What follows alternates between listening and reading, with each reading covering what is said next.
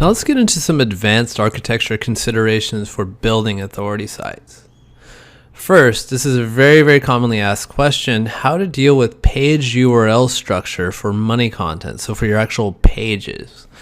So the issue behind this is that authority sites are typically higher level than niche sites, which means you can niche down more levels very deep, which means there's more categories and there's potentially more subdirectories for your URL structure that could potentially happen.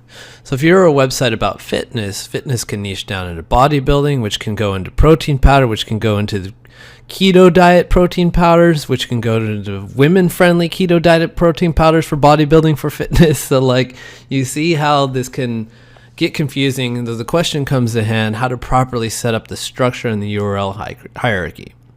Let me first phrase by saying I understand this is an important consideration, but really don't think too much about it.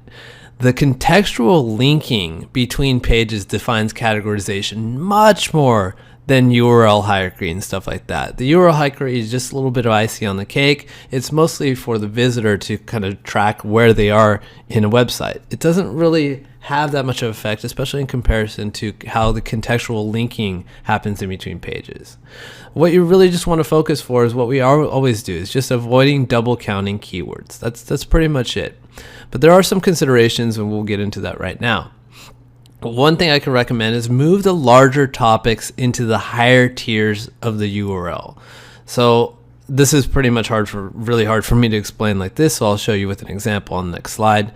And then also use a maximum of 3 subdirectories. I think when you get into 4, it just starts to look confusing and ugly. Now, here's an example. So again, fitness, bodybuilding, protein powder, keto diet to women. Here would be a good example of that. So we go Optimum Form is our domain name, then we get into protein powder, keto, and then women. So this is very simple. Like, this is exactly what it's asking for here. There's 3 levels of hierarchy here, but we skipped bodybuilding because we're not ranking for anything bodybuilding. We don't need to have a page for bodybuilding at all unless you're going to use that subportal thing. But again, the subportal technique doesn't require it to be in the hierarchy. We're not trying to rank it. So again, we skip bodybuilding. We go from domain level name to protein powder to keto to women.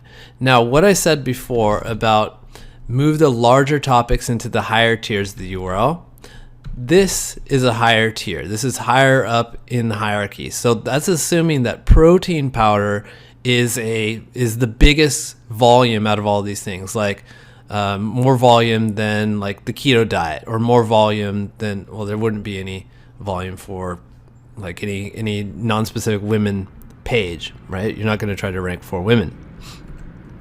So another good example would be Optimum Form keto diet, and then under keto diet, what's the best protein powder for the keto diet, and then what would be the best women's protein powder for people on keto diet. So this one just assumes that keto diet is bigger than protein powder. I don't know which the answer, but either of these would be good in this case. Here's a bad example. So if we went Optimum Form and then women, so the problem with having women right here is women would be a portal page. Like, we could have a subportal page that just says resources for women and then keto and all that kind of stuff. But you see, like, we're not going to be ranking for it, so don't put it in the URL hierarchy. It's just a waste of space right here. Okay, so I hope that makes sense. Now we talk about post URL structure for info content. This is super easy. You don't even need to think about it. Basically, place the info content into your post like we do already, and you can have optional categories. If you want to categorize them and put that in the URL structure, that's fine, but you don't need to. If you do decide to use categories, just don't use keywords for the category names that might interfere with your money structure. So a good example here is we could have Optimum Form, and this would be a blog category for fitness, and then we'd have a topic like pregnant, if you're pregnant and drink protein powder, what happens, something like that. A bad example would be Optimum Form for protein powder as a category, and then what happens when you drink protein powder when pregnant.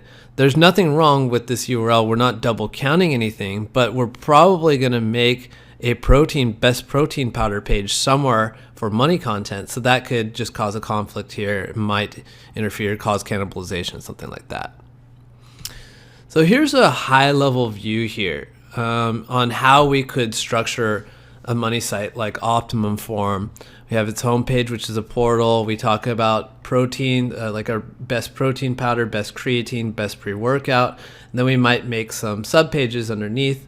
So Optimum / protein powder / best flavors, for example, or best for women, or best for bulking, stuff like that. We niche down.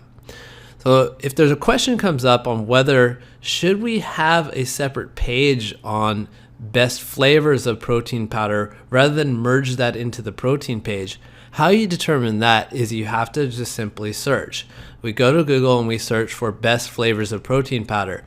If we see that pages that are specifically set up for best flavors of protein powder are coming up in the search result, that means Google wants to see different pages that are micro-targeting this exact term, and they don't want to see huge topic pages that like best protein powder pages that talk about all these different things. They want to see individual pages. So this is called search intent. You need to just take a look and see what Google is currently doing. I'm not showing an example right now because what I show right now could change.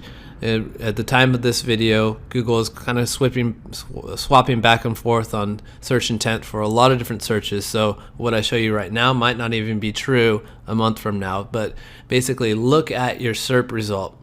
Google the best pre-workout without caffeine or decaf pre-workout.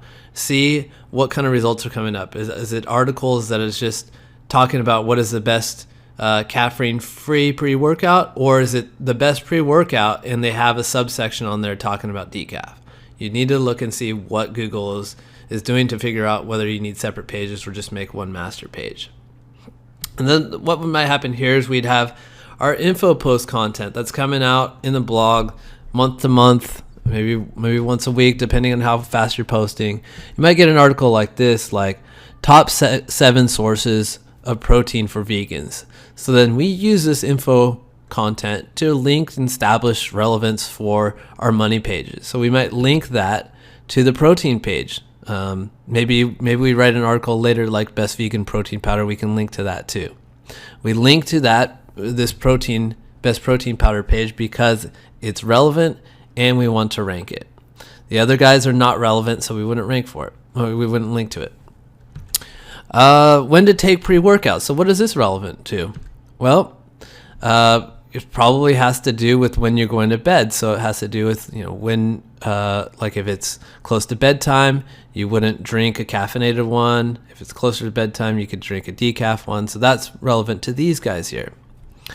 And then what about how to get bigger for football season? Well, that could be related to teens, creatine for teens, protein for bulking, also creatine, bulking, creatine, stuff like that. So you just basically, it's very, very simple. Link to what's relevant that you want to rank.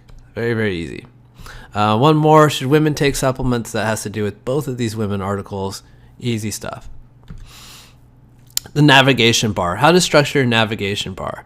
Here's your essentials. You definitely need some kind of reviews, like a link to your top money content. So what you can do is you can lay each of them out. So like, imagine here's a nav bar. So we could have in our nav bar protein powder, creatine, and pre-workout. So each of them are laid out. Our top level tiers are laid out, each with a link in the nav bar. Boom, boom, boom. Protein, creatine, pre-workout, something like that. Or you can nest them up into a tree. So we could have a nav bar item called reviews, and underneath that we have a link to protein, we have a link to creatine, we have a link to pre-workout. And that might even link down further into all these different sub-trees. Either way is fine. It's not a big deal. Navbar is not considered that much in terms of how link juice relevance and all that stuff is passed along. It's all about the contextual linking. Don't overthink the navbar. Just make it nice and pretty and easy for your users. Then after that, you can have an optional pillar piece. Like let's say, for example, you had a website about like weight loss supplement reviews, something like that. So you might have a reviews link that links down to a review of Garcinia Cambogia, Forskolin, all these different FEN 75s. You can tell that I've been in this niche before. So that's your review page, but then you might have another pillar piece of info content that you happen to rank for. Every affiliate website has some nice info content piece that they rank for, and you would put a link to it there. That just gives you a little bit of trust when people look at your nav bar. They see that here's something that's a guide, a mega guide that they're giving value on. About page, definitely you need that. Contact page, and then a link to your blog. Super simple. Keep it really, really easy here. Then the sidebar. There's a couple of options with the sidebars. The pros on using a sidebar is you can reinforce the top products. So let's say you have the top 5 Garcinia Cambogia supplements. In the sidebar, you can have a link to your number 1 recommended supplement, and then have that thing sticky down the page. So wherever someone is on your page, they're always seeing in the sidebar this number 1 product. It reinforces the top product. It's also a great placement for an email opt-in. So let's say, for example, you have an info content piece, and most likely that's not going to convert into a weight loss supplement sale. You can have an email opt-in for an ebook like top 3 ways to lose weight in the holiday season, something like that, free ebook. That's a great place to put it in the sidebar right there. The cons that many people like to say is that it's distracting from your main content. Your main content has a goal. The sidebar is going to pull eyes away from it. Ultimately, for myself, I always use sidebars. I used to test this very often, and it's true. If you put a sidebar up, you indeed get less clicks to your content links, but you'll get more clicks overall between the two of them. The key is just to make sure you're always pitching the same thing in your main content, in the main content as your sidebar. Remember the concept, one page, one goal. You always want to have one goal on each page, whether that's in a review roundup to get people to click on your number 1 product. You would have that in the main content in the sidebar, or maybe your goal is to get people to opt in for an email opt-in. You have that in the main content in the sidebar. You will get more clicks overall by having a sidebar in there, but there will be less clicks in the main content. Doesn't matter because it's the same thing.